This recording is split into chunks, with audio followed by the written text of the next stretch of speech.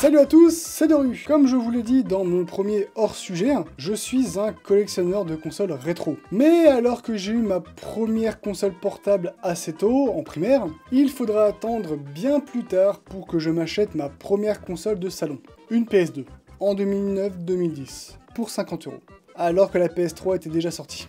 Tout d'abord, commençons par un petit rappel historique. La PlayStation 2, fabriquée par Sony, est sortie en 2000, 6 ans après la première PlayStation au Japon et 5 ans après pour l'Europe et l'Amérique du Nord. Et sa production s'est arrêtée en janvier 2013, décembre 2012 pour le Japon.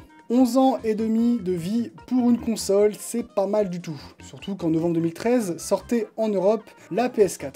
Elle aura connu deux versions, la version originale nommée Fat et une version plus petite sortie plus tard dite Slim.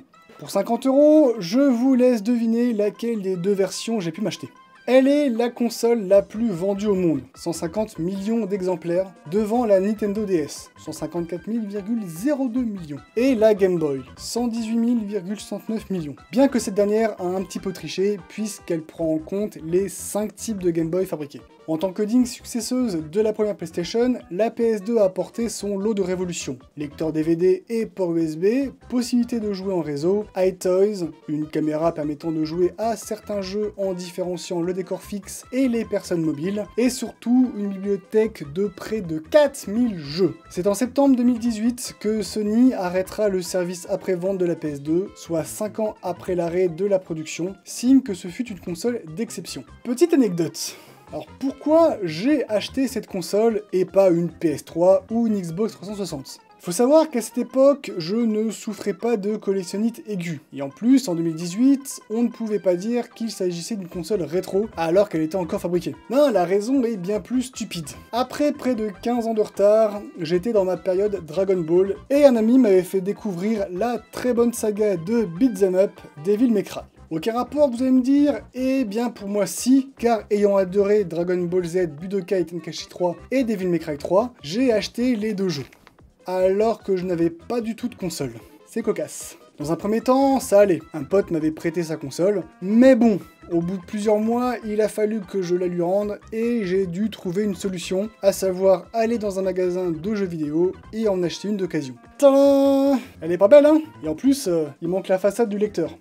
Autre problème, c'est que le vendeur ne m'a pas fourni de manette officielle Sony, mais un ersatz de manette PS2. Je vous rassure, c'était pas une Big Ben. Celle-là, je l'ai achetée qu'après.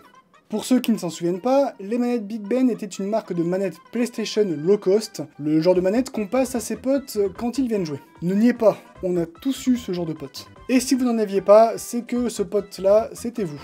Là où une manette Sony de PS2 est compacte, lisse, agréable au toucher et avec un design assez arrondi, la Big Ben est massive, anguleuse, avec des sticks analogiques rugueux, et il faut presser assez fort les boutons. Au final, je me suis retrouvé avec une manette sans marque qui est à mi-chemin entre la Big Ben et la manette officielle. Il faut attendre 2018 pour que je puisse enfin avoir deux vraies manettes achetées 50 € avec une vingtaine de jeux sur le parking d'un Intermarché, le tout fourni dans un sac plastique. Plutôt glauque. Mais ça m'a permis de tripler ma bibliothèque de jeux PS2. Si j'ai continué à acheter des jeux pour cette console, malgré son âge, les graphismes des jeux dépassés et le fait que j'avais acheté d'autres consoles entre temps, c'est parce qu'elle proposait de très bons jeux auxquels on peut jouer à deux, contrairement à d'autres consoles rétro, et parce qu'il y a le contexte de la génération de la console. La PS2 se situe entre la génération PS1, avec le début des jeux 3D pas ouf, il faudra attendre plusieurs années après la sortie de la première PlayStation pour avoir de bons jeux en 3D, et la génération PS3, où on retrouve beaucoup de jeux casual et de jeux disponibles également sur plein d'autres supports, comme les Call of Duty pour ne citer que.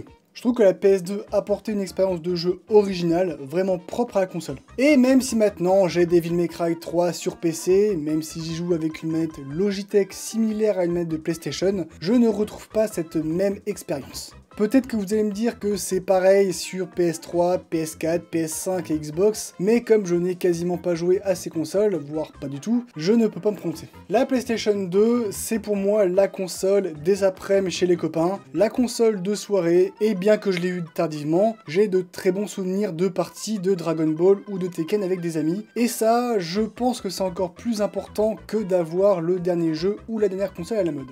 J'espère que cette vidéo vous aura plu. Si c'est le cas, n'hésitez pas à laisser un pouce bleu et à vous abonner. Et n'hésitez pas également à partager cette vidéo pour qu'elle soit vue par un maximum de personnes. N'hésitez pas également à me partager votre expérience de jeu ou vos plus beaux souvenirs sur cette console dans les commentaires. Sur ce, je vous souhaite une bonne nuit, bonne soirée, bonne journée et on se retrouve bientôt pour une nouvelle vidéo. Ciao!